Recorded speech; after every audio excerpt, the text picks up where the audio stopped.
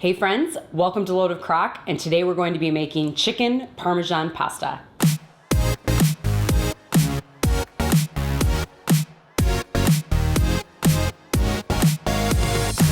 Okay, you guys, just one quick note before we get started. Essentially, there are 3 steps to this recipe, but I assure you it is still really simple and it's not gonna take you that much time. And by doing it, later on, your stomach's gonna thank you. Trust me, mine was all like, thank you, Betsy. And I said, you're welcome. Spray the bottom and the sides of the crock pot. Put in the chicken. I'm using 3 large chicken breasts. Then you can season to your liking.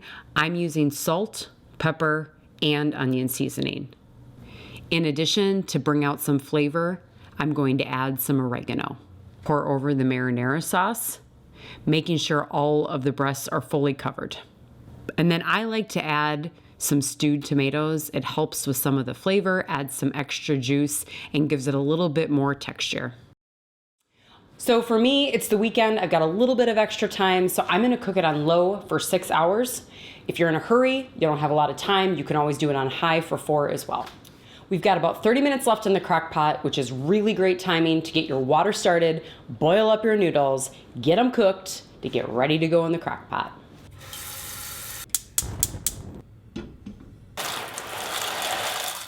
Add the noodles to the crock pot, mix them up thoroughly to ensure that they're all covered with the sauce and the chicken.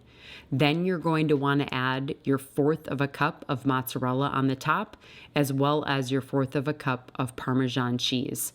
Once you have all the cheese on, you'll want to close the crock pot and put it on low for another 15 minutes.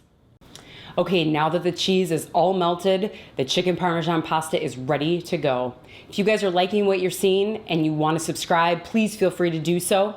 Now, I don't know how many of you are into snail mail, but I encourage you to check your mailbox because you're gonna have a thank you note from your belly. Check out this chicken Parmesan pasta.